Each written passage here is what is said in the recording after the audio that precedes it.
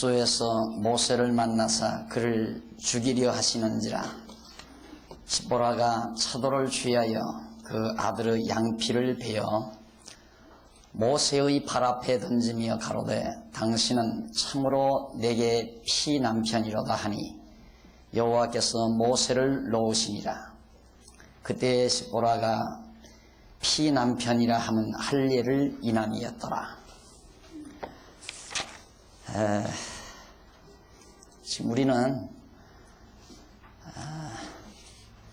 애굽에 대한 이스라엘 백성들의 도전에 대한 준비, 그러니까 하나님께서 언약하신 대로 이스라엘 언약 자손들을 생육하고 번창하게 해서 강대한 민족으로 키워주시고 그 백성들로 하여금 이제는 자기들을 괴롭히고 종살이 시켰던 애굽을 향해 도전할 수 있는 준비를 하나님께서 시키시는데, 우선 그 준비 과정에서 이스라엘을 다스려 나갈 통치자 모세를 부르신 사건이 바로 3장에 기록이 되어 있고요.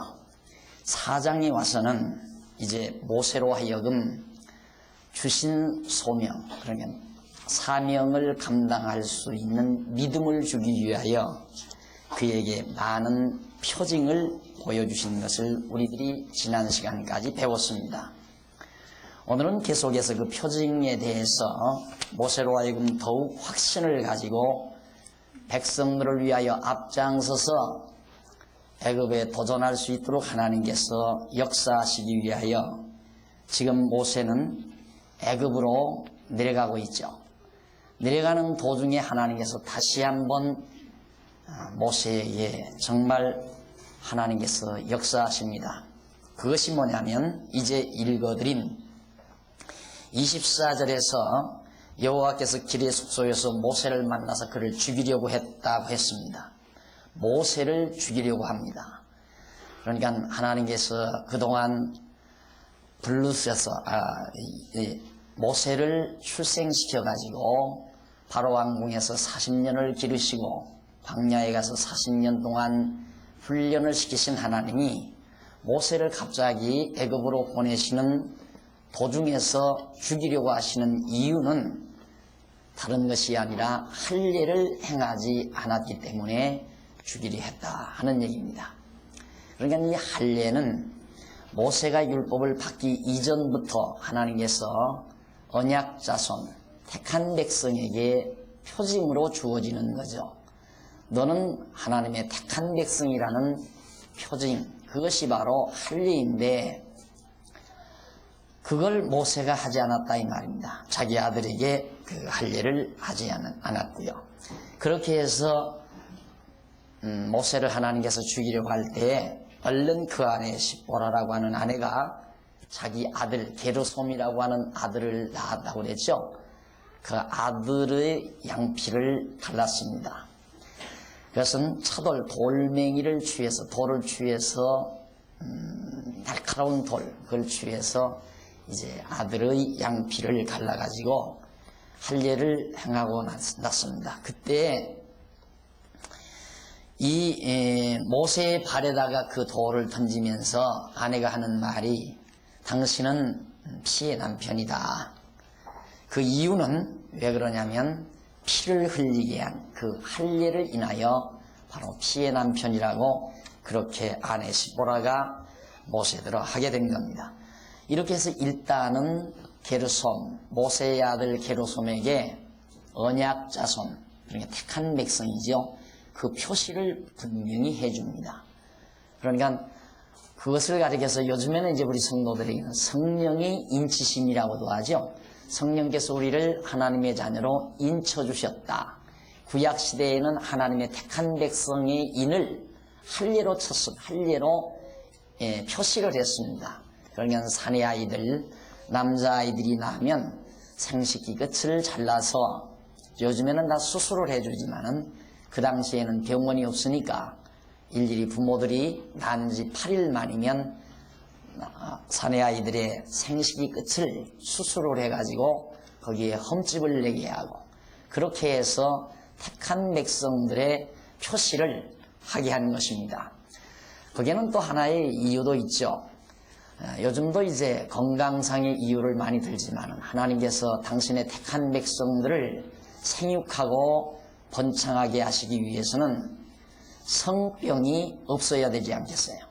그래서 하나님께서는 너무도 정말 그 백성들을 사랑해서 할례를 행하게 해가지고 그것이 언약자 손에 표시도 되게 하고 생육하고 번성하는데도 도움이 되도록 섭리하시는 하나님의 역사가 바로 할례라고 하는 것입니다.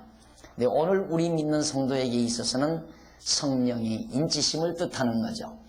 이와 같이 하나님께는 택한 백성과 택하지 않은 백성의 구분을 확실히 하고 있는 것입니다.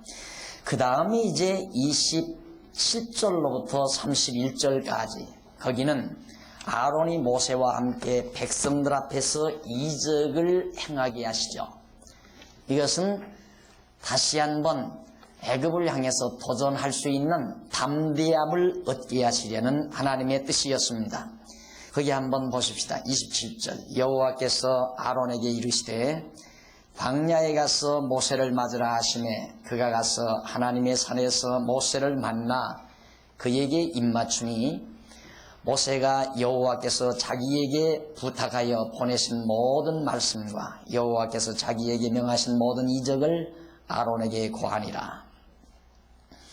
모세와 아론이 가서 이스라엘 자손의 모든 장로를 모으고 아론이 여호와께서 모세에게 명하신 모든 말씀을 전하고 백성 앞에서 이적을 행하니 백성이 믿으며 여호와께서 이스라엘 자손을 돌아보시고 그 고난을 감찰하셨다 함을 듣고 머리 숙여 경배하였더라. 하나님께서 모세에게 손에 든 지팡이를 던지면 뱀이 되게 하고 꼬리를 잡으면 다시 지팡이가 되고 손을 품에 넣으면 문둥병이 들고 꺼내면 다시 넣었다가 꺼내면 깨끗이 낫는 이런 표적을 행하도록 하나님께서 모세에게 허락하신 겁니다.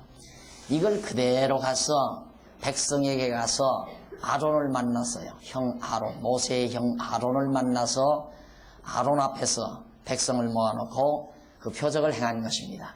그때야 많은 백성들이 모세는 하나님이 보내셨다. 그리고 백성들이 믿었다고 그랬어요. 그리고 하나님이 우리 이스라엘 자손들을 돌아보셨다고 하는 것을 확인하고 하나님께 경배했다는 내용이 마지막 31절까지 해서 나타나 있습니다. 이렇게 해서 일단은 하나님께서 애굽을 도전하게 하기 위해서 애굽에 대하여 도전하도록 하시려고 도전의 준비를 마친 겁니다. 하나님께서는. 그러니까 영도자 모세를 불러서 모세에게 믿음을 주고 그에게 표적을 행할 수 있게 해서 분명하게 하나님을 의지하고 믿게끔 다 해가지고 이제는 당당하게 애굽을 향해서 두려움 없이 도전할 수 있도록 모든 준비를 하나님께서 완성시키신 것입니다. 이런 준비가 마치게 되자 교재 120페이지 위에서 8째 줄 거기 보시면 한쪽 가로 3번 나오죠. 120페이지 애굽을 향한 도전이 나옵니다. 이제는 모든 준비가 마쳐졌으니까 애굽을 향해서 당당하게 이스라엘 자손은 도전해서 애굽을 물리치고 거기로부터 탈출을 해야 되지 않겠어요? 그래야 하나님이 언약하신 약속의 땅으로 갈 수 있기 때문이죠. 자, 그래서 앞으로 5장에서부터 10장까지는 어떤 내용이냐면 애굽을 향해 도전하는 내용입니다. 성경 출애굽기 5장에서 10장까지 앞으로 배울 내용이죠. 이 내용은 애굽을 향해서 이스라엘 백성이 도전하는 내용. 그 가운데서 5장은 여호와의 명으로 도전하는 내용입니다. 하나님 여호와의 말씀을 애굽 바로왕에게 가서 전하는 거예요. 하나님의 말씀이 이렇게 하라고 그러셨다 라고 말씀을 전하는 것은 대단한 일입니다. 우리 하나님 여호와가 내 백성을 놓으라고 그런다. 그리고 우리가 한 3일길쯤 나가서 우리 여호와 하나님께 제사를 해야 된다. 하나님이 우리에게 나타나셨다. 하는 등등의 내용이죠. 5장 한번 보십시다. 1절 그 후에 모세와 아론이 가서 바로에게 이르되 이스라엘 하나님 여호와의 말씀에 내 백성을 보내라. 그들이 광야에서 내 앞에 절기를 지킬 것이니라 하셨나이다. 바로가 가로되 여호와가 누구간데 내가 그 말을 듣고 이스라엘을 보내겠느냐. 나는 여호와를 알지 못하니 이스라엘도 보내지 아니하리라. 그때의 3절 그들이 가로되 그들이란 모세와 아론입니다. 히브리인의 하나님이 우리에게 나타나셨은즉 우리가 사흘 길쯤 광야에 가서 하나님 여호와께 희생을 드리려 하오니 가기를 허락하소서. 여호와께서 온역이나 칼로 우리를 치실까 두려워하나이다. 모세가 갑자기 광야에서 방황하면서 살아가던 형편없는 모세가 하나님의 강권에 못 이겨서 애굽왕 바로에게 나가가지고 우리 히브리인의 하나님 여호와가 우리 백성을 놓아달라고 한다. 우리를 보내라고 하나님께서 명하셨다. 그 하나님이 우리에게 나타나서 사흘 길쯤 가서 절기를 지키라고 그렇게 명령하시고 희생을 드려야 된다. 그렇기 때문에 우리는 그러니까 이 바로왕은 단마디로 거절해버리죠. 여호와가 누구냐? 난 모른다. 그가 누구기에 내가 네 백성 너희들을 놓아준단 말이냐. 나는 놓을 수 없다. 라고 바로왕이 거절을 했습니다. 그런 다음 4절로 5절은 모세와 아론의 요구에 대한 애굽왕의 거절과 책망이 계속해서 소개되고 있습니다. 애굽왕이 이렇게 말합니다. 그들에게 이르되 모세와 아론아 너희가 어찌하여 백성으로 역사를 쉬게 하느냐. 가서 너희의 역사나 하라.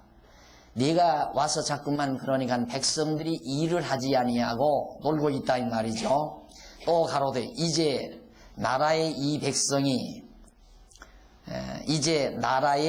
백성이 많거늘 너희가 그들로 역사를 쉬게 하는도다 하고 6절 바로가 당일에 백성의 간역자들과 패장들에게 명하여 가로되 너희는 백성에게 다시는 벽돌 소형의 집을 전과 같이 주지 말고 그들로 가서 그들로 죽게 하라. 또 그들의 전에 만든 벽돌 수요대로 그들로 만들게 하고 감하지 말라. 그들에게 게으름으로 소리질러 이르기를 그들이 게으름으로 소리질러 이르기를 우리가 가서 우리 하나님께 희생을 드리자 하나니 그 사람들의 고역을 무겁게 함으로 수고롭게 하여 그들로 거짓말을 듣지 않게 하라. 바로는 그날 당장 간역자들을 불렀습니다. 간역자들은 감독자예요. 공사 감독자. 공사 그러니까 현장 감독이라고 할 수 있죠. 그것은 이제 애굽 사람들, 자기 백성들을 시키는 겁니다. 그들을 불러가지고 야 지금 저 이스라엘 백성들이 일이 가벼우니까 쓸데없는 생각한다 이거예요. 그러니까 일을 더 무겁게 해라.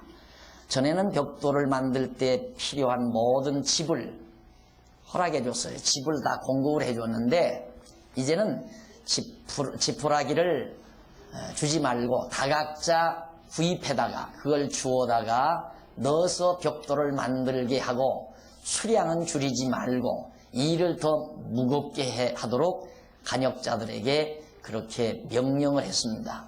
그래서 그들의 입을 봉하게 하고 피곤해서 아무 생각 없이 잠들고 잘 먹고 잠 잘 자고 일 잘하게끔 그렇게 하라고 말이죠.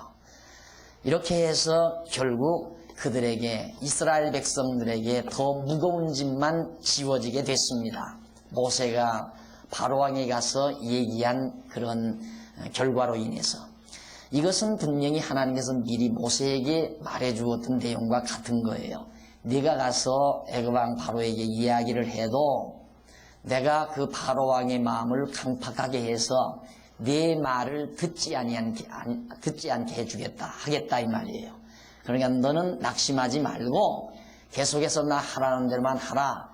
그렇게 하나님께서 모세에게 말씀했거든요. 그런데 진짜 모세가 와서 바로에게 그렇게 백성을 보내달라고 했지만은 하나님의 말씀대로 바로의 마음이 강팍해서 놓아주지를 않고 더 백성들에게 짐을 무겁게 하는 이런 내용이 지금 본문에 소개되고 있습니다. 그런데 이제 이 고고학자들의 말에 의하면 실제로 이 비돔성, 이때 이제 이스라엘 백성들을 데려다가 노예 생활을 시키면서 벽돌을 구워가지고 비돔성을 쌓았다고 그러는데요. 그 비돔성의 성터의 벽돌들을 이렇게 지금 조사해 보면 처음에 밑에 쌓은 것들은 지푸라기가 많이 들어있대요.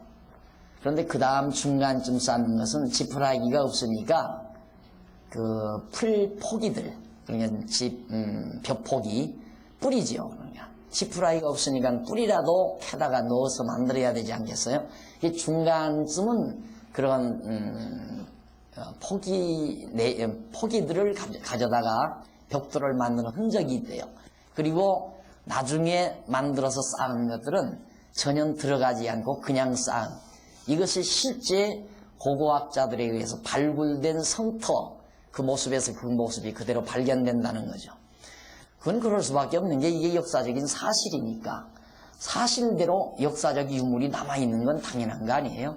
그러니까 유물이 남아있기 때문에 성경이 사실인 게 아니라 성경이 하나님의 말씀 진실한 진리이기 때문에 그런 유물이 남아있는 거예요. 그런데 우리는 거꾸로 생각하면 안 된단 말이죠. 아하, 고고학자들이 그런 유물을 발견한 것 보니까 성경은 진리로구나. 그러면 성경보다는 고고학자들이 발굴한 그런 내용이 더 높은 그런 차원의 근거가 되어지는 거죠. 그건 아니고 이건 여호와의 말씀이에요. 하나님의 말씀. 그러니까 이 하나님의 말씀이 고고학 자료보다도 훨씬 더 권위가 있는 거란 말입니다. 그러니까 우리의 생각은 성경이 하나님의 말씀이기 때문에 성경의 하나님 말씀대로 현재 고고학 자료가 남아있는 것이다. 이렇게 생각하시면 틀림이 없습니다. 이렇게 이제 이스라엘 백성들이 무거운 짐을 지고 이제 일을 하게 되는데 10절로부터 그 이하 14절 말씀까지 보면 바로의 간역자들이 이 일을 독촉하면서 패장들을 때리는 내용이 나옵니다. 거기에 보면 간역자들은 애굽 사람이라고 그랬어요. 10절 간역자들과 패장들이 나가서 백성들에게 일러 가로되 바로의 말씀에 내가 너희에게 집을 주지 아니하리니 너희는 집을 얻을 곳으로 가서 주우라. 너희 일은 조금도 감하지 아니하리라 하셨느니라. 과거에는 집을 주고 벽돌 수량을 배당해 주었는데 이제는 집을 주지 않고 벽돌 수량을 똑같게 했으니까 얼마나 더 일이 많아지고 더 오래 부지런히 일을 해야 되겠는가 하는 건 짐작이 가는 일이죠. 12절 백성이 애굽 온 땅에 흩어져 곡초 구루터기를 거두어다가, 여기 이제 구루터기 나오잖아요. 뿌리들. 짚이 없으니까 이제는 뿌리를 뽑아다가 구루터기를 거두어다가 짚을 대신하니 간역자들이 그들을 독촉하여 가로되 너희는 집이 있을 때와 같이 당일 일을 당일에 마치라 하며 바로의 간역자들이 자기들의 세운 바 이스라엘 자손의 패장들을 때리며 가로되 너희가 어찌하여 어제와 오늘에 만드는 벽돌의 수요를 전과 같이 채우지 아니하였느냐 하니라. 너무 일이 많으니까 수량을 다 채우지 못할 거 아니겠어요. 그러니까 애굽 사람의 패장들이 이스라엘 백성들의 그 반장이 있어요. 그러니까 일하는데 그 반장, 그 패장이라고 그러죠. 일하는 그룹들 반장을 세워가지고 그들을 다스리고 일을 독촉하게 만든단 말이죠. 그러니까 반장들을 들이다 때리는 거예요. 이건 애굽 사람이 아니라 이스라엘 사람입니다. 패장은 전체 감독자이고 간역자는 전체 감독자이고 패장은 이스라엘 백성으로서 그 작업반장이란 말입니다. 작업반장. 그들을 혼을 내고 매를 때리고 그렇게 해서 모세가 가서 애굽 왕 바로에게 말 한마디 한 것이 이런 커다란 화근이 온다는 사실을 우리가 여기에서 엿볼 수가 있습니다. 이렇게 되자 15절로부터 21절까지 보면 이스라엘 패장들이 왕에게 항의하고 모세를 원망하는 내용이 나옵니다. 당연한 내용 아니에요? 당연한 거 아니에요? 그냥 과거에 일할 때는 일도 할 만했고 매도 안 맞았는데 모세가 오는 통에 매도 맞게 되고 일도 더 무겁게 되니까 백성들이 결국 패장들이 바로 앞에 가서 원망하게 되고 바로 앞에 가서 항의도 하게 되고 그리고 모세를 원망도 하는 15절 보십시다. 이스라엘 자손의 패장들이 가서 바로에게 호소하여 가로되 왕은 어찌하여 종들에게 이같이 하시나이까 종들에게 집을 주지 아니하고 그들이 우리더러 벽돌을 만들라 하나이다. 종들이 매를 맞으오니 이는 왕의 백성의 허물이니이다. 왕의 백성들 그러니까 패장들이 우리를 자꾸만 때립니다. 그건 왕의 백성들이 잘못하고 있는 겁니다. 우리를 왜 때립니까? 하는 얘기죠. 그러면서 바로가 가로되 너희가 게으르다 그러므로 너희가 이르기를 우리가 가서 여호와께 희생을 드리자 하는도다. 너희가 나태하고 게으르니까 여호와께 희생 드린다고 말하지 너희가 열심으로 일한다면 그런 생각이 안 들 것이다. 그런 얘기죠. 이제 가서 일하라. 집은 너희에게 주지 않을지라도 너희가 벽돌은 여수히 바칠지니라. 벽돌은 여전히 같은 수로 찍어서 만들어서 상납해라. 그런 뜻입니다. 이스라엘 자손의 패장들이 너희의 매일 만드는 벽돌을 조금도 감하지 못하리라 함을 듣고 화가 몸에 미친 줄 알고 그들이 바로를 떠나 나올 때 모세와 아론이 길에 선 것을 만나 그들에게 이르되 너희가 우리로 바로의 눈과 그의 신하의 눈에 미운 물건이 되게 하고 그들의 손에 칼을 주어 우리를 죽이게 하는도다. 여호와는 너희를 감찰하시고 판단하시기를 원하노라. 백성들이 이제 바로 왕 앞에 가서 항의를 하고 항의를 하자 수량도 줄이지 않고 여전히 집도 주지 않겠다고 하는 단호한 처사를 보고 단호한 대처를 보고 백성들이 야 이게 우리에게 이제 큰 화가 미쳤구나. 이걸 깨닫고 왕의 자리에서 물러나와 가지고 나오는데 길에 누가 서 있느냐면 모세와 아론이 서 있어요. 얄밉게도. 그러니까 모세와 아론을 향해서 너희들이 뭔데 와가지고 쓸데없는 소리 해가지고 우리를 이렇게 괴롭히느냐. 우리 이제 정말 괴로워 죽겠다. 그러면서 여호와 하나님께서 너희를 감찰하시기를 원한다. 하나님이 너희를 보냈다면 우리에게 이런 일이 미칠 수가 있느냐 이 말이죠. 자, 이렇게 하나님의 택한 백성 이스라엘 자손들에게 정말 갈등이 이루어지게 돼 있고 이런 갈등 속에서 그들은 고통을 머금고 백성들이 바로 모세와 아론을 원망하는 이런 태도에 정말 우리들이 다시 한번 느끼는 바가 있는 것입니다. 왜냐하면 사실 우리들도 예수 믿으면서 그러잖아요. 우리가 신앙생활할 때 어찌 이런 일이 나에게 있을 수가 있는가. 이런 생각을 우리는 종종 할 때가 많습니다. 어저께도 어느 분에게 전화를 받았는데 전화에다 대고 나한테 그래요. 목사님 얼마 전만 해도요. 하나님은 뭔가 이건 잘못된 거라고 나에게 이렇게 하실 수는 없는 거라고 그렇게 자기는 하나님 앞에 항의를 했대요.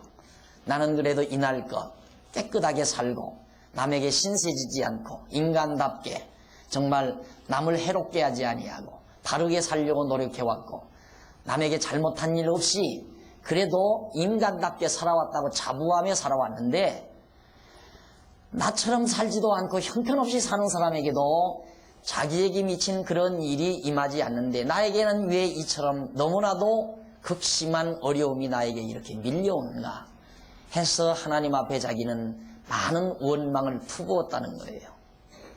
그런데 지금에 와서는 자기가 많이 이제는 변화가 되어져 가고 있고요.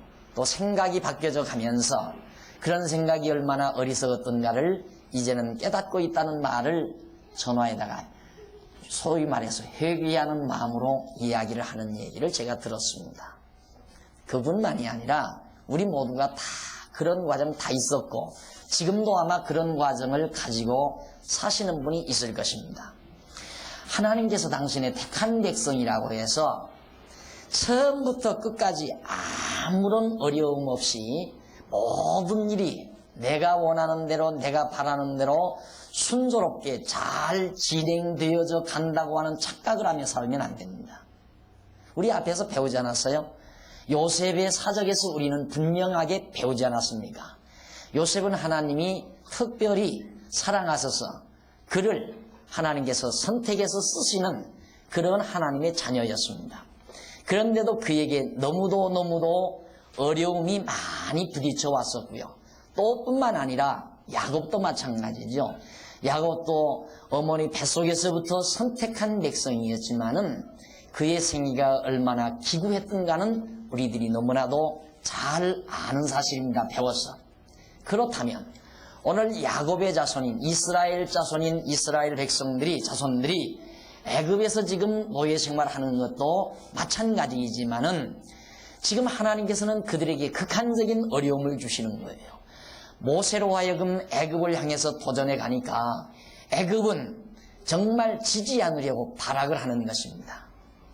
하나님께서는 이처럼 악의 세력, 불의의 세력을 극도로 악하게 해서 무너뜨린다는 것. 저는 가끔 그런 얘기를 하죠.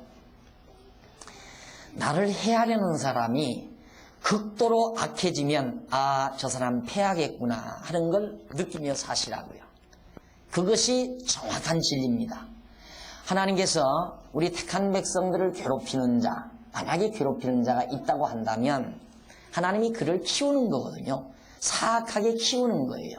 그래서 더 사악하게 만들고 더 악독하게 하나님께서 만들어가는 겁니다. 그 사람이 더 악독하면 악독해질수록 우리가 하나님을 모르면 우리는 더 실망하고 좌절하고 더 괴로워하게 됩니다. 그러나 하나님을 알면 소망이 있고 자신감이 있고 더 확신감이 들어오게 되죠. 그것이 공부를 한 사람과 하지 아니한 사람과의 차이점이에요. 여러분들이 이렇게 공부를 다 해놓고 나면 여러분에게 정말 택함받지 못한 자가 나를 괴롭히고 내가 하는 사업을 넘어뜨리려고 하고 나를 함정에 넣으려고 발악을 한다. 더 악독하게 나온다. 악독해지면 악독해질수록 공부하신 우리들은 소망이 있습니다. 저 사람 무너난 날이 가깝구나. 틀림없어요. 사람도 그렇습니다. 지지하게 끈덕지게 괴롭히는 사람이 참말로 무서운 사람입니다. 끈덕지게 지지하게 끈덕지게 괴롭히는 사람. 그런데 그게 아니라 아주 악독하게 달려들어서 괴롭히는 사람은 쉽게 무너져 버려요. 금방 무너져 버려요. 그 무너지기 직전에 발악하는 겁니다. 그러니까 하나님께서 지금 왜 그러시는가? 바로왕을 애굽의 바로왕을 무너뜨리시려는 것이 하나님의 뜻인데 무너뜨리기 전에 바로왕을 더 극악하게 하나님께서 만들어 가시는 거예요. 이것은 장차 예수 그리스도께서 우리 언약자손을 대표해서 만왕의 왕으로서 만군의 군왕으로서 군주로서 대장으로서 어두운 세력과 불의의 세력과 싸우실 날이 남아 있습니다. 우리에게 세상 종말기에 가서. 그런데 예수님께서 이제 승리하시기 직전에 이 세상 불의의 권세가 얼마나 악독해질 것인가를 모형적으로 우리에게 보여주고 있는 거예요. 모든 사람들이, 대부분의 사람들은 그렇게 생각합니다. 점점 세상이 가면 갈수록 모든 사람들이 예수를 다 믿는 세상이 올 것이다. 그래서 온 세상이 다 복음화가 되지고 온 세상이 예수를 다 믿는 그런 아름다운 세계가 점점 다가올 것이다라고 생각을 합니다. 아니에요. 그와 정반대예요. 그와 정반대. 예수님이 싸워 이기시기 직전까지 악의 세력, 어두움의 권세는 최고로 극악해지게 되어 있습니다. 최고로 세상 권세가 극악해질 때가 바로 이 어두운 권세가 패망의 직전이라는 말이죠. 자연세계도 그러잖아요. 동력 하늘에서 태양이 떠오르기 직전, 그러니까 새벽별이 나타나기 직전이 제일 어둡다고 합니다. 가장 어둡죠. 그러니까 동력이 틀 그 직전이 가장 어둡다가 동력 하늘이 번하게 밝아오잖아요. 그런 것처럼 이 세상도 그렇게 되진다는 것. 다윗이 승리할 때도 그렇습니다. 우리가 이제 앞으로 역사서 공부할 때 다윗이 승리할 때도 보면요, 블레셋 군대가 최고로 극악해져 가지고 이스라엘 나라를 완전히 패배로 끌어가는 직전까지 하나님께서 그렇게 몰아가십니다. 그래서 이스라엘 군대가 한 사람도 나가서 싸우는 자가 없어요. 그래서 블레셋 군대가 가장 강력했을 때, 그때 가장 힘없는 다윗을 보내서 그 싸움에서 이기게 만들어 주십니다. 그 이유가 어디 있는가? 그 이유는 싸움에서의 승리가 인간에게 있지 아니하고 하나님의 능력에 있음을 깨닫게 하기 위해서 하나님께서는 꼭 그렇게 섭리하신다는 말입니다. 그러니까 여러분들이 이 세상 살아나갈 때도 꼭 마찬가지예요. 하나님의 택한 백성을 가장 어려운 코너에 집어넣습니다. 도저히 이제는 불가능하다. 야, 나는 이제 소망이 없다. 나는 절망이다. 나는 도저히 이럴 수도 없고 저럴 수도 없다. 이럴 때가 가장 소망이 가까이 와 있는 때라는 것. 이거 꼭 기억하고 생활 속에서 한번 경험해 보시기 바랍니다. 틀림이 없습니다. 가장 절망적일 때, 아직 여러분에게 하나님 의지하지 않고 다른 것 의지하는 어떤 대상이 있으면 아직도 먼 거예요. 조금 망했습니까? 아이고, 그 망해서도 저것 좀 남아있으니까 아직 먼 거예요. 그건 안 돼요. 하나님이 그렇게 섭리하네요. 좌우지간 손, 발 다 들도록. 손, 발 다 들도록. 여러분, 거북이가 뒤집어지면 꼼짝을 못한다고 그래요. 거북이가 하늘을 보고 뒤집어지면. 두더지가 뒤집어지면 또 꼼짝을 못하고. 두더지는 그러니까 잡으면 얼른 뒤집어 놓으면 도망을 못 간다고 그러잖아요. 거북이도 뒤집어 놓으면 못 도망가고. 우리들도 하나님께서 앞발이 아니라 앞손, 뒷발 다 들고 뒤로 넘어져 있도록 꼼짝 못하게. 그때가 바로 하나님께서 우리로 하여금 이기게 해주시는 순간이라는 것.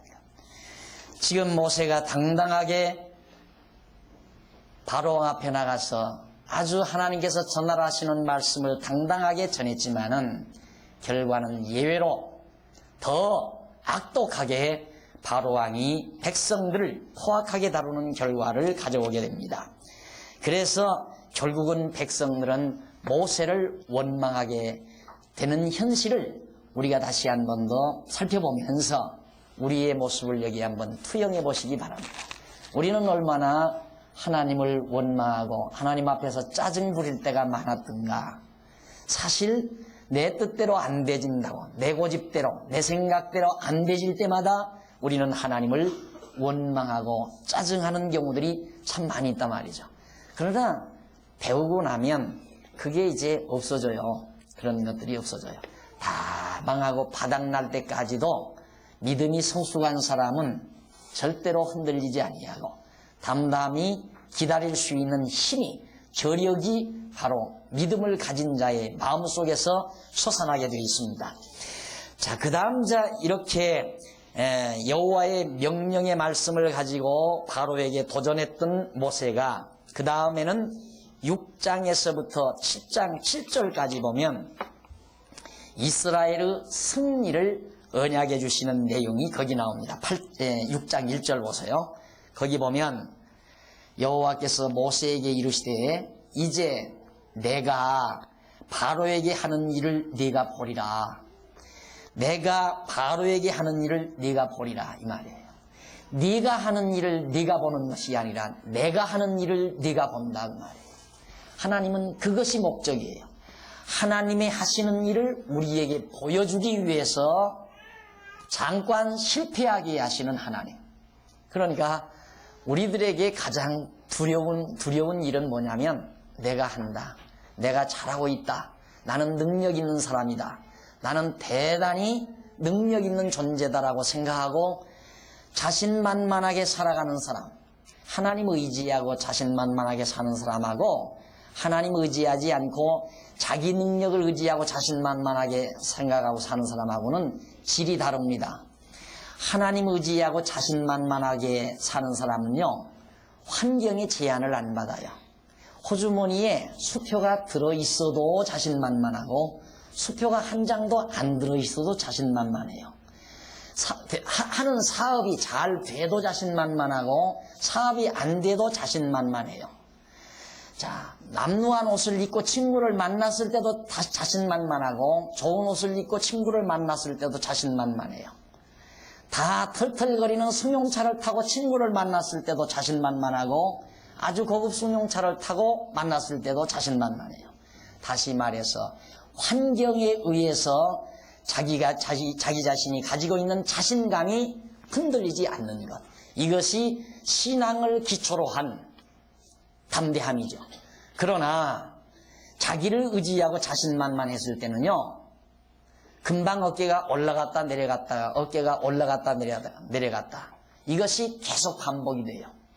두드러기 들어있으면 당당하고 없으면 어깨가 처지고 좋은 집에 살면 어깨가 올라가고 새 집에 살면 어깨가 내려가고 이것이 인간의 모습이란 말입니다. 그래서 항상 간덩어리가 올라붙었다 내려붙었다 한다고 그랬잖아요. 간이 올라붙었다 내려붙었다 하게 되면 그 사람 간땡이 부었다고 그러잖아요. 그 사람 간땡이 부었다고. 그러니까 그게 좋은 것이 아니거든요. 그러니까 이 믿음 안에서 당당하게 사는 것처럼 가장 아름다운 삶이 없습니다. 여러분 정말 떳떳하게 남루한 옷을 입고도 떳떳하게 얼굴 표정 하나를 바뀌지 않는다고 한다면 그 사람은 얼마나 대단한 사람입니까? 안 그래요? 네.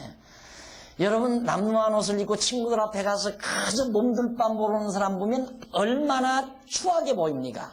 얼마나 추하게 보일 것 같습니까? 그 사람.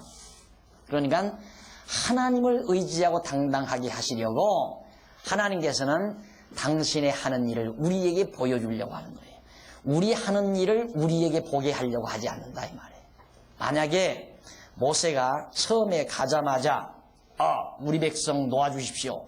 우리 나가서 우리 여호와 하나님께 절기를 지키겠습니다.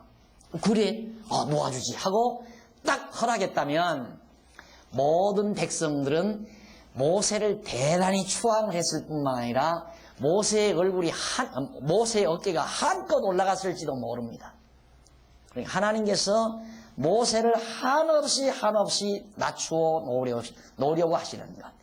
그리고 백성들로 하여금 하나님이 하시는 일을 보게 하시려는 섭리가 실패케 하시는 목적이라 그 말이에요. 하나님이 이스라엘 백성들로 하여금 실패하게 하시는 목적이 무엇인가? 낮아지게 하려고, 낮추려고, 인간 자기 능력이 없음을 깨닫게 하려고, 그리고 오직 하나님이 하시는 일만 바라보게 하려고, 이게 목적이에요. 그러니까 하나님은 우리 능력으로 살려고 할 때 우리 실패하게 해야만이 날 사랑하는 확증이에요. 하나님이 날 사랑한다는 확실한 증거는 뭔가? 내 능력으로 살려고 발버둥 칠 때 망하게 해야 돼요. 실패하게 만들어야 돼요. 그래야 하나님께서 나를 사랑하는 하나의 증거란 말이죠. 그런데 우리는 실패를 두려워하잖아요. 실패 두려워할 것 없어요. 하나 두려워할 것 없어요. 어차피 이 세상 살다가 이 세상은 우리가 영원히 뿌리박을 곳이 아니잖아요. 이 세상 살면서 하나님 배우는 것이 목적인데 우리 믿는 성도는 실패를 두려워하지 아니하는 믿음을 갖게 하시려고 하나님께서 거듭 그런 과정을 우리로 하여금 겪게 하는 거란 말입니다. 그런데 우리는 그걸 모르니까 하나님을 원망하게 된다는 말이죠. 그래서 바로에게 하는 일을 네가 보리라. 강한 손을 더함으로, 하나님의 손, 강한 손을 더함으로 바로와 그들을 보내리라. 하나님 약속하잖아요.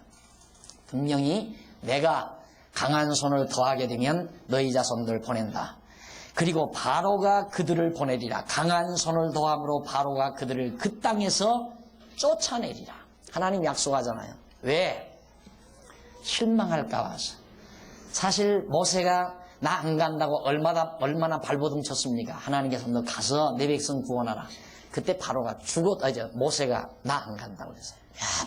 몇 번이나 사양했는데 급기야는 하나님의 말씀에 복종해서 모세가 왔단 말입니다. 오자마자 바로가 거절을 하지, 백성들은 자기를 원망을 하지. 여기에서 모세의 신앙으로 견뎌내겠습니까? 못 견뎌내게 생겼으니까 하나님께서 적기에 나타나셔서 모세에게 다시 한번 언약을 해줍니다. 낙심하지 말라 그 말이에요. 내가 분명히 내 백성 내보내게 해주겠다. 내가 강한 손을 도함으로 백성 내보내게, 바로가 내 백성을 내보낼 것이다. 내보내게 해줄 것이다. 내가 강한 손을 도함으로 그가 쫓아낸다. 이렇게 약속을 모세에게 해주고 있는 것입니다. 그 다음 이제 2절로부터 9절까지 보면 모세가 여호와를 가르쳐 주어도 백성이 듣지 않는 그런 내용이 거기 나옵니다. 2절, 하나님이 모세에게 말씀하여 가라사대 나는 여호와로라.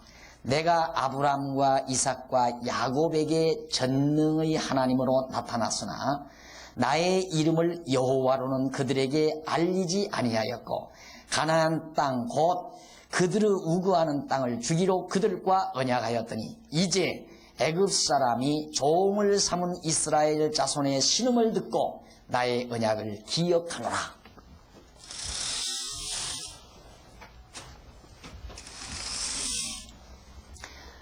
지금 하나님께서 모세에게 말씀하는 내용은 뭐냐면 아브라함, 이삭, 야곱, 여기서는 전능 하나님,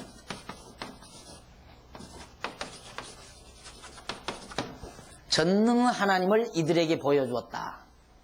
창세기지요. 결국에는 창세기에 다 나오잖아요. 창세기 내용에 보면 아브라함과 이삭과 야곱에게는 하나님이 전능의 하나님으로 보여주었다. 그러나 여호와로는 알려주지 않았다 그 말이에요. 그들에게 알리지 아니하였다. 그 말은 무슨 뜻이냐면 아브라함에게도 하나님 여호와라는 말이 했어요. 이삭에게도 그랬고 야곱에게도 다 나는 하나님 여호와다. 이 말씀 다 하셨어요.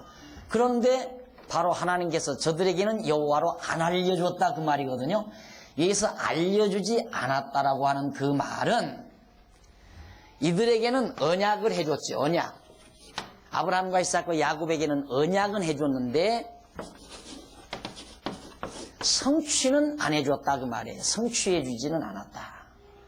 그러니까 성취해서 바로 여호와로, 언약대로 이루시는 여호와로 이 백성들에게 알려주겠다 그 말이에요. 성취해주겠다는 말은 아브라함에게 내 자손이 이방에 가서 400년 종살이 한다고 그랬잖아요.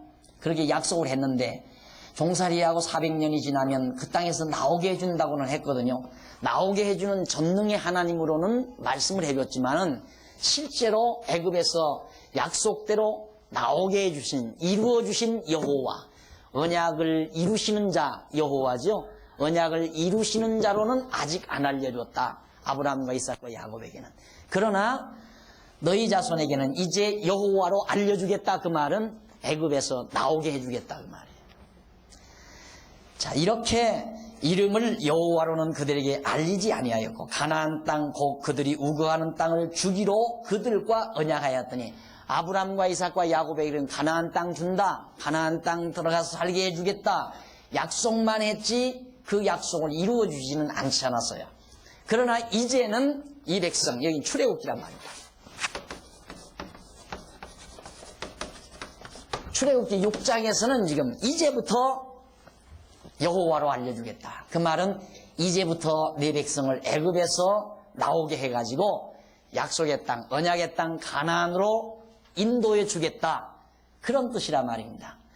그러니까 모세에게 이처럼 분명하게 하나님께서 다시 한번 확인해 주면서 모세로 낙심하지 않게 하시는 하나님. 이것이 하나님의 사랑이죠. 마찬가지로 오늘 우리도 우리의 믿음 따라서 하나님이 시험하시잖아요. 이기지 못할 시험은 절대 우리에게 안 줘요. 그러니까 시험 겁낼 것 없어요. 절대 겁낼 것 없어요. 하나님이 시험을 줄 때는 반드시 이기게 해줘요. 사실 엊그저께 전화 오신 분도 이기기 힘든 시험이거든요. 정말 엄청난 시험이란 말입니다. 그런데 그 시험을 이기더라고요. 그 시험을. 그러니까 왜? 그 시험을 이기는 방법은 하나님의 말씀에 있어요. 이제 오늘 우리들이 이렇게 여러분들이 와서 공부를 하고 하나님의 말씀을 듣는 것은 하나님이 여러분들이 당하는 시험을 이길 수 있는 힘을 주시기 위해서 그래요. 그러니까 믿음의 분량 따라 하나님이 시험하시잖아요. 그래서 이기면 이기는 만큼 커진단 말입니다. 모세가 정말 하나님이 나타나지 않고 이렇게 다시 한번 언약을 확인해 주지 않았으면 모세가 낙심하고 그냥 광야로 가버렸을지도 몰라요. 뭐 하나님 하라는 대로 해도 놓아주지도 않고 백성들은 나를 원망만 하는데 내가 어떻게 나 그만둬. 나 광야에 가서 이제 약물이나 먹일 거야 하고 다시 처갓집으로 갔을지도 모른단 말입니다. 그런데 하나님께서 모세를 꼭 붙잡아가지고 자상하게 말을 해줘요. 자상하게. 너희 조상 아브라함과 이삭에게 있는 내가 전능한 하나님으로는 알려줘서 아브라함에게 아들을 낳지 못하는 사라로 하여금 아들을 낳게 하고 백성에 대해서 아들을 낳게 하고 또 이삭을 바칠 때 하나님께서 양을 준비해서 양으로 제사를 드리게 하고 이삭에게도 마찬가지로 하나님의 능력을 보여줬고 야곱에게도 하나님의 능력을 다 보여줬습니다. 부자된 일이며 약복강나루 건너오면서 형을 만났을 때 죽지 아니하는 일이며 이런 등등의 모든 일들이 모두가 다 아브라함과 이삭과 야곱에게 능력의 하나님으로 보여준 그런 사건들이라 말이죠. 그러나 이제는 내 백성들 이스라엘 자손에게는 여호와로 알려주겠다. 약속대로 이루시는 자로 알려주겠다. 그럼 약속 이루어주겠다 그 말이죠. 자, 그러면서 이제 5절에 나오죠. 이제 애굽 사람이 종을 삼은 이스라엘 자손의 신음을 듣고 나의 언약을 기억하노라. 하나님께서 애굽 땅에서 400년 만에 나오게 해준다고 했던 그런 언약을 하나님이 지금 기억하고 있다 이 말이죠.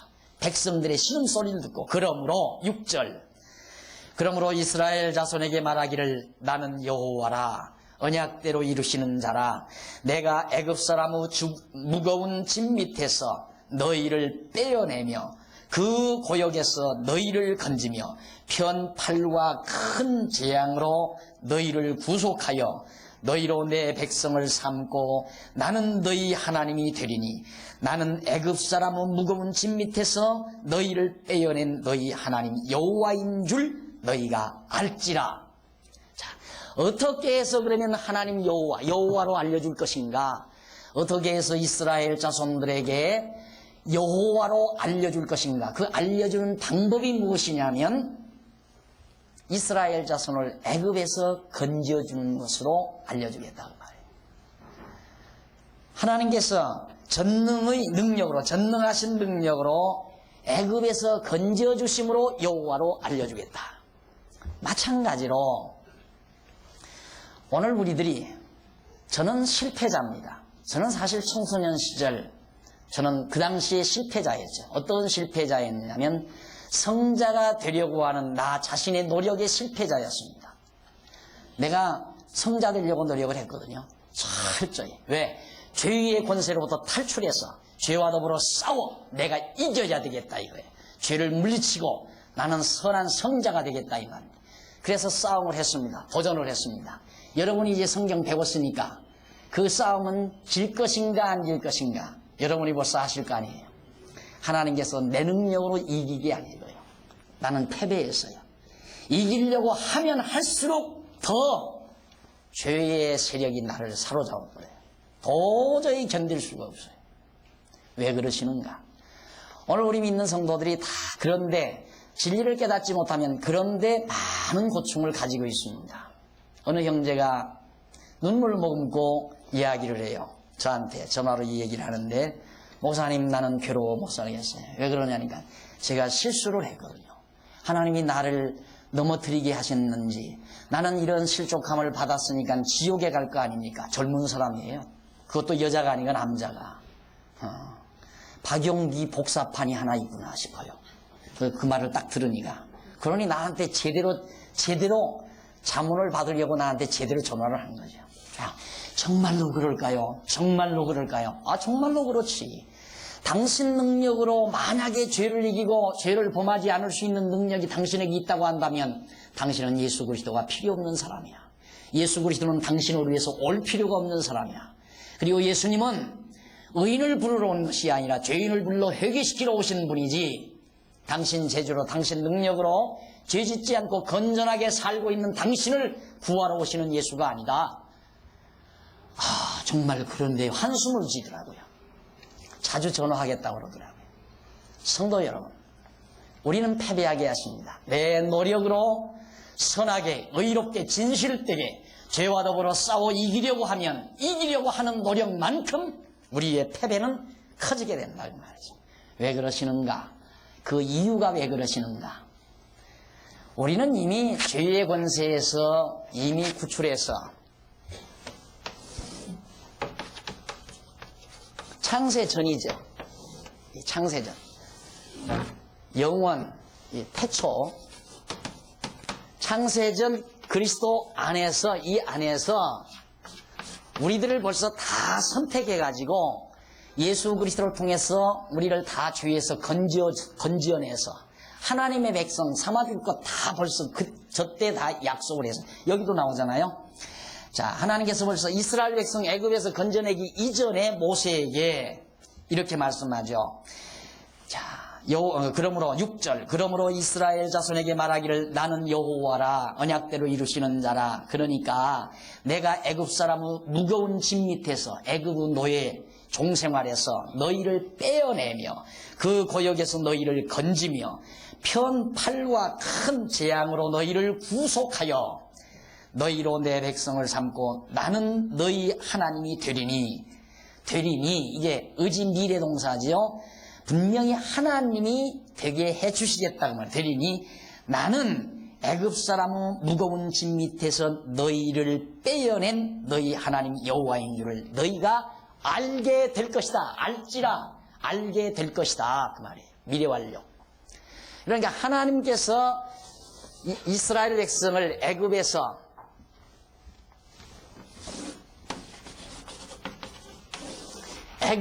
빼내서 가나안으로 인도해 드림으로, 애굽에서 건져서 가나안에 인도해 주심으로 어떻게 구속하여 너희로 내 백성을 삼고, 하나님이 당신 백성 삼아주겠다 이거예요. 애굽에서 종살이 할 때는 어쩔 수가 없는 거예요. 이스라엘 백성 자기들의 능력으로 여기서 벗어날 수 있는 가능성은 1%도 없는 거예요. 0.00001%도 없는 거예요. 도저히 불가능하죠. 도저히 불가능한 이런 상태에서 가능하게 하신다 이 말입니다. 하나님께서 이렇게 건져내 주셔서 우리들로 하여금 하나님의 백성을 삼아 주겠다고 약속을 해요. 일방적이에요. 우리들이 어떻게 이스라엘 백성들이 하나님 앞에 어떻게 하면 그렇게 해주겠다는 조건도 없어요. 하나님께서 일방적으로 지금 그렇게 하시는 거예요. 모세에게 내가 너희 자손을 약속대로, 언약대로, 아브라함과 언약했잖아요. 너희 자손이 이방에 가서 400년 종살이 한다고 했잖아요. 400년 종살이 하고 그것이 끝나는 날 건져내겠다 약속을 했단 말입니다. 아브라함에게. 벌써 이때 창세기 12장 이후 아브라함 나오잖아요. 이때 약속한 것이 바로 출애굽기 여기에 와서 이루어진단 말입니다. 그럼 아브라함은 한 주전 2000년 전 사람이고 모세는 주전 한 1500년이거든요. 그러니까 한 500년 전, 한 500여 년 전에 하나님이 언약하신 그대로 바로 애굽에서 이스라엘 백성들을 건져내 주겠다고 말해요. 그러니까 애굽에서 이스라엘 자손이 나오는 것은 하나님의 언약에 의해서 나오는 것이지 이스라엘 백성 자신들의 노력에 의해서 나오는 것이 아니다 그 말입니다. 따라서 오늘 우리도 죄의 권세에서 벗어나서 하나님의 자녀가 되는 것이 우리 자신의 노력이나 열심으로 되는 것이 아니라는 것. 하나님께서 창세전에 그리스도 안에서 하신 이 언약 약속에 근거해서, 언약의 말씀에 근거해서 하나님께서 단독적인 능력에 의한 사역에 의해서 우리를 죄의 권세로부터 벗어나게 해서 하나님의 백성 삼아준다는 것. 그래서 은혜라는 말입니다. 그걸 가르쳐서 은혜라고 하는 거예요. 성경이 말하는 은혜는 그런 것들인데 오늘날 대부분의 성도들이 생각하는 은혜는 뭔가? 한번 어디 가서 몸 푸는 거, 땀이 펄펄 날 때까지 몸 풀어대는 거. 그리고 가정에서야 시어머님 계시지, 어른들 계시지, 뭐 아이들 있지, 큰 소리 못 치잖아요. 어느 산비탈이 엎자서 그냥 한 번 쥐어줘야 하고 큰 소리 한 번 치면 확 풀리잖아요. 확 다 스트레스 해소죠. 어느 신문사 기자가 바로 현대 기독교는 여성들의 스트레스 해소에 큰 기여를 했다고 그렇게 평을 했더라고요. 그 말은 잘 맞는 얘기입니다. 교회라는 곳이 여자들의 고함을 지를 수 있는 처소예요. 유일하게. 여자들이 가서 고함 칠 수 있는 장소는 아무 데도 없습니다. 그렇잖아요. 아직은. 앞으로는 글쎄요. 지금 신세대들은 고함 치고 살겠더라고요. 남자는 다 뛰어들어가는데 여자들은 막 꽝꽝 소리치거든요. 신세대들은 그럴지 모르지만 우리 세대는 그게 안 되잖아요. 여자 목소리가 담장에 넘어가 버리면 그 집안 다 망한다는 것이 기존의 관념인데 어디 가서 소리를 칩니까? 그러나 유일하게 여자들 고함 치도록 허용이 되고 크게 치면 칠수록 인정받는 것이 지난날 우리 한국교회라고 해도 과언이 아니라 말이에요. 부흥회장소, 기도원 이런 것들이 모두가 다 그런 곳이에요. 그냥 고함을 지르고 그렇게 했다고 해서 하나님이 우리를 구원해 주는 게 아니에요. 그걸 자꾸만 은혜라고 한단 말입니다. 소리를 크게 지르면요 몸에 열이 나요. 소리를 크게 지르면 몸에 열이 나가지고 혈액순환이 잘 된단 말입니다. 혈액순환이. 그러다 보니까 온몸이 더워지잖아요. 그게 성령의 불 받았다고 착각을 하면 안 된단 말입니다. 그게 어떻게 성령의 불이에요. 성령의 불은. 그러니까 오늘날 대부분의 많은 사람들이 하나님의 은혜가 무엇인지를 잘 모르고서 착각을 하지만은 성경이 말하는 하나님의 은혜는 천지 만물을 창조하기 이전 벌써 우리를 그리스도 안에서 선택해서 하나님의 자녀, 백성 삼아줄 것을 다 언약해 주셨어요. 누구와? 우리의 머리 되신 그리스도와 약속 언약을 하셨어요. 그러니까 그 언약대로 예수 그리스도가 오셔서 우리를 죄의 권세에서 해방시켜서 하나님의 나라로 우리를 인도해 가는 거란 말입니다. 그러니까 예수 믿고 구원 얻기가 얼마나 편한 거예요. 편하다 못해 쉬워요. 왜? 내 노력으로 되는 것이 절대 아니니까. 오직 하나님의 능력에 의해서만 되게 되어 있다 이 말이죠. 그렇게 하나님께서 백성 삼아 줌으로 목적은 뭔가? 여호와이심을 알지라 그 말이에요. 하나님이 여호와이심을 알게 하려고 하나님께서 그처럼 애굽 땅에서 이스라엘 백성들을 건져주겠다. 자, 그러면 정리하십시다. 모세에게 여호와로 알려주겠다 약속을 해요. 여호와로 알려주겠다 이스라엘 백성들에게. 어떻게 알려주는가? 이스라엘 언약 자손들을 애굽에서 건져내서 알려주겠다. 애굽에서 건져내서 하나님의 자녀가 되게 주는데 그렇게 해줌으로 이스라엘 자손이 나를 하나님을 여호와로 알게 될 것이다 그 말이에요. 결국은 하나님께서 우리를 죄의 권세에서 벗어나게 하는 것은 하나님이 여호와이심을 알게 하기 위해서 우리를 죄의 권세로부터 해방시켜주는 거란 말입니다. 근데 우리는 착각하고 죄의 권세에서 벗어나게 해서 우리를 구원해 주려고 하는 것이 가장 큰 목적으로 알아요. 안 그래요? 구원은 수단이에요. 무엇에 대한 수단? 하나님이 여호와의 심을 알게 하는 수단. 신지식의 수단이란 말입니다. 결국 하나님이 우리에게 하나님을 알려주려는 거거든요. 하나님만 잘 알려주면 우리들이 하나님 다 잘 경외하게 돼 있어요. 그러니까 하나님 잘 알려주려고 하는 건데 알려주는 방법이 뭔가? 애굽에서 이스라엘 백성들을 건져내 주는 것처럼 우리들을 죄의 권세에서 건져내 주시는 것이 하나님을 우리에게 알려주시는 하나의 방법이다. 그리스도가 오셔서 우리를 죄의 권세에서 해방시켜 줬습니다. 그래서 우리는 하나님이 여호와의 심을 알고 있는 겁니다. 하나님은 언약대로 이루시는 여호와의 심을 알게 된 거란 말이죠. 그 하나님 알고 나니까 모든 세상 만사가 모든 만사가 하나님의 뜻과 경륜 속에 되어진다는 것이 믿어지고, 그러니까 근심과 걱정은 내 마음속에 자리할 곳이 없게 되어진다는 말이죠. 차 한잔 하시고 가십니다. 6장